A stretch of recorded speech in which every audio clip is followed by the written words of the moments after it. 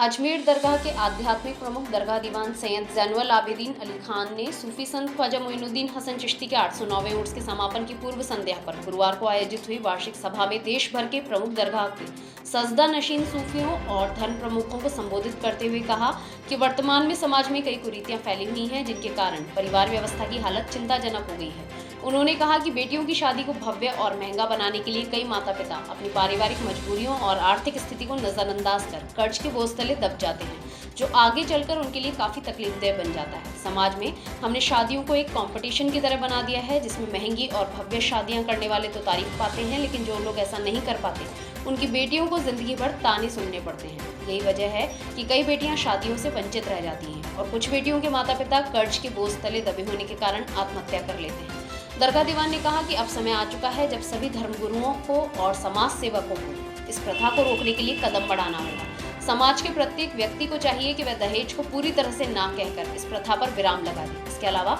दरगाह दीवान ने सभी देशवासियों से कोरोना से सतर्क रहने की भी अपील की है। उन्होंने कहा कि हालांकि देश में वैक्सीन इजाद हो चुकी है, लेकिन फिर भी सभी को मास्क, सोशल डिस्टेंसिंग और स्वच्छता का पूरी तरह से पालन करना होगा, तभी कोरोना को हराया जा सकता है। दरगाह दीवान ने कोरोना के खात्मे के लिए ख्वाजा साहब से दुआ भी की है।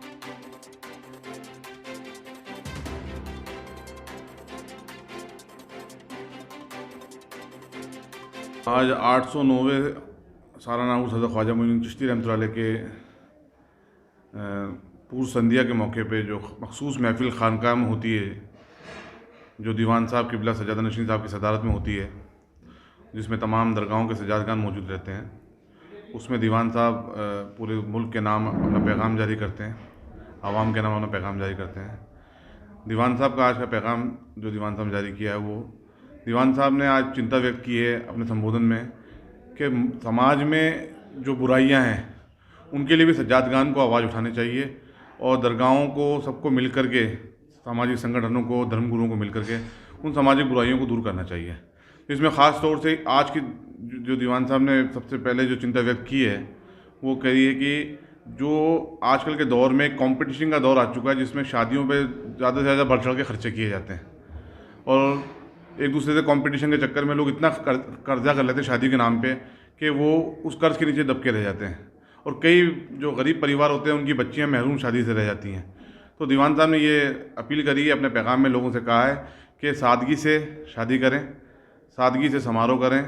और जो दहेज प्रथा, हालांकि इसके लिए कानून है मुल्क में, लेकिन फिर भी लोग एक दूसरे को कंपटीशन के तौर पे दहेज भी देते हैं, जिसमें इंसान